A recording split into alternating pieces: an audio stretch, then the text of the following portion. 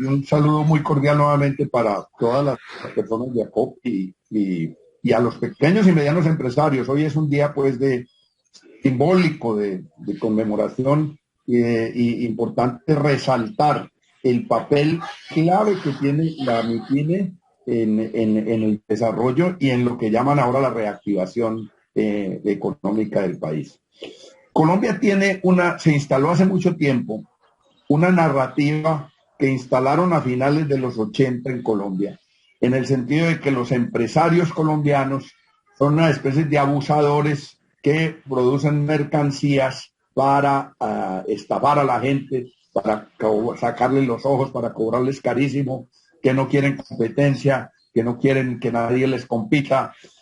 Recuerden que esa narrativa se empezó a instalar a finales de los 80 como una especie de campaña sistemática contra los industriales, contra los empresarios, contra los productores, no, ni siquiera contra los empresarios, sino contra todos los productores especialmente, y a resaltar la importancia de empresarios no productores, empresarios especuladores, y entonces empezaron a generar narrativas de la importancia de capturar mercado externo, la importancia de innovar y desarrollar nuevas industrias que no fueran productoras, sino de otro tipo, creativas y no sé qué cosas más.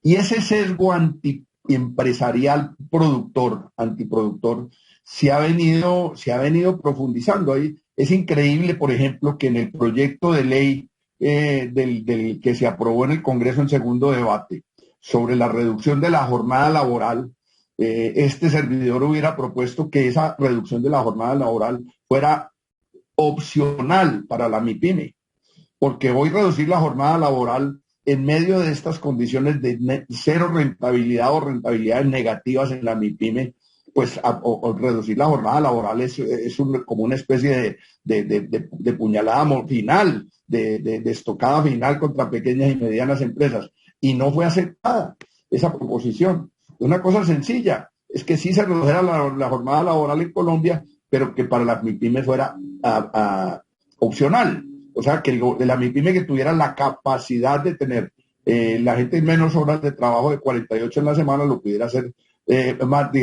pudiera hacerlo voluntariamente, y el que no pudiera, pues se mantuvieran las 48 horas.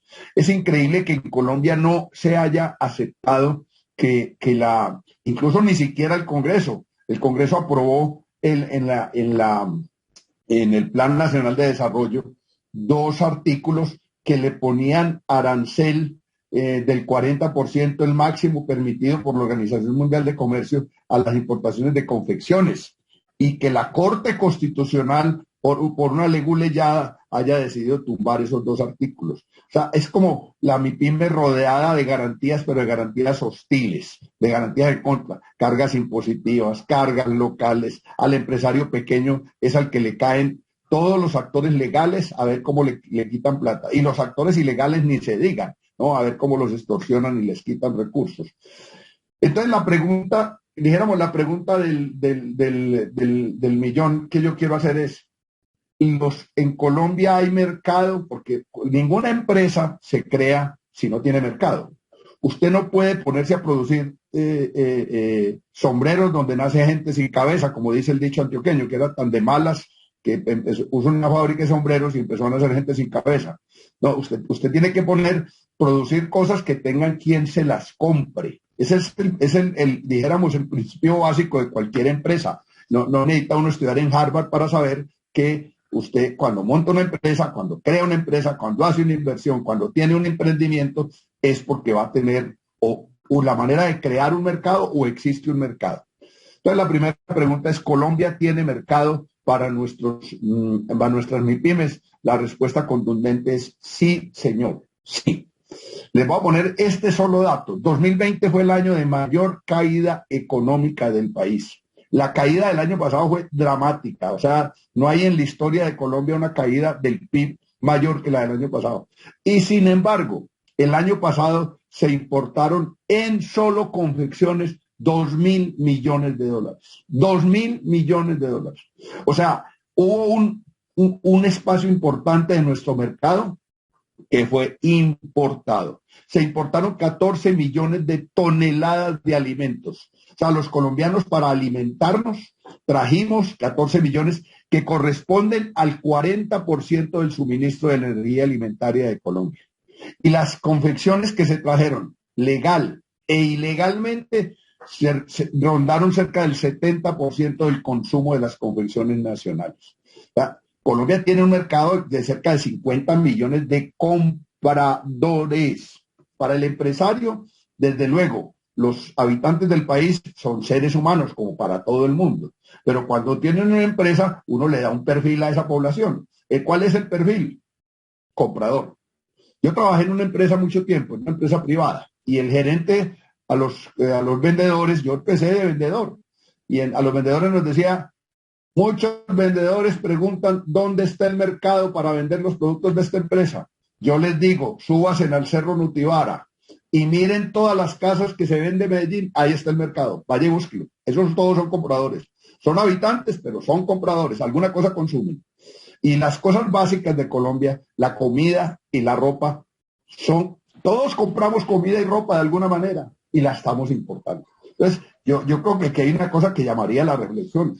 ¿Vamos a sustituir importaciones o no? Para estimular la pequeña y mediana empresa, o vamos a dejar marchitar del todo la pequeña y mediana empresa, entregándole nuestro mercado nacional a los que traen mercancías subsidiadas del exterior con dumping. Esa es una pregunta que es clave. A mí pues yo entiendo todas las cosas de la productividad, de la modernización, de la eficacia. Todas esas cosas son muy importantes, desde luego. Y desde luego usted tiene que procurar producir a menores costos. Y los menores costos no se obtienen pagando menores salarios, sino teniendo mayores economías de escala, teniendo un entorno, un costo país favorable. Pero súmele a que Colombia facilita las importaciones no cobrando aranceles, permitiendo el dumping. Súmele que Colombia tiene uno de los costos país más caros del mundo. Tenemos servicios públicos horriblemente caros, tenemos impuestos a la pequeña y mediana industria. Es increíble que en Colombia un pequeño y mediano industrial tenga la misma tasa de tributación que una multinacional o incluso más baja, porque ellos tienen exenciones y el pequeño no. Es increíble que tengamos tasas de interés confiscatorias. La realidad es que nos dicen que hay crédito de fomento, que no sé qué quiere prestar al tanto por ciento, pero la realidad es que el pequeño y mediano industrial está pagando nómina con tarjeta de crédito o con sobregiro. Esa es una realidad que conocemos nosotros de la vida real. No es de los cuentos fantásticos. Entonces, yo quiero concluir con esto. El país que yo quiero es un país que valore uno de sus principales recursos nacionales. O sea, es un patrimonio, un recurso nacional que se llama el mercado interno. O sea, nosotros tenemos muchas cosas propias, la órbita geoestacionaria, el mar, los ríos, la biodiversidad, la naturaleza y el mercado interno. ¿Qué? ¿Eso no es un patrimonio nacional? Claro que es un patrimonio nacional. ¿Y quién lo debe aprovechar de primero? Y si sobra para el exterior, pues para el colombiano le va a echar de primero. Y eso tiene que ser rodear de condiciones del Estado. Para eso es el Estado. Para que en el territorio demarcado en lo que se llama el territorio nacional, ese territorio sea primero para nosotros y no vamos a pelear. Si alguno extranjero lo puede utilizar, lo utiliza. Lo mismo pasa con la minería. ¿Quién debe ser el primer beneficiario del recurso natural que hay en nuestro territorio? Pues los habitantes de Colombia. Desde luego, no nos oponemos a que otros también se beneficien de ese recurso, porque no somos pues para encerrar el país y volvernos como Corea del Norte o cosas de esas. Pero el primero es lo primero. En Estados Unidos, yo cuento mucho esta anécdota porque es importante que la conozcan. En el año 2006 hubo una caída vertiginosa de la producción de soya por razones climáticas y de algunas plagas. Hubo una caída pero vertiginosa y tuvieron el decreto listo para prohibir las exportaciones de soya. Exportaciones de soya. ¿Por qué? Porque tienen el criterio, lo primero es lo primero. O sea, la soya primero, si no alcanza, para exportar no exportamos. Primero alimentamos a nuestra población y si sobra exportamos. Aquí es al revés. Exportamos a veces lo que necesitamos, ¿no? exportamos lo que necesitamos y compramos lo que podemos producir, porque el gobierno tiene ese criterio y han instalado esos grandes importadores, esos grandes monopolios, ese gran capital financiero, la narrativa que el productor nacional es una especie de especulador bandido. Eso hay que acabarlo. El productor nacional es el alma del país.